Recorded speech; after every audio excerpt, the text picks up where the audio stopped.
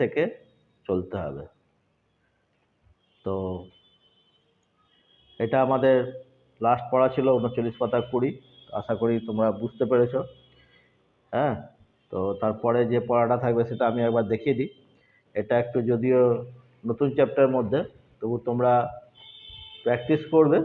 না পারলে আমি তো আবার পরে ভিডিওতে বলে দেবো।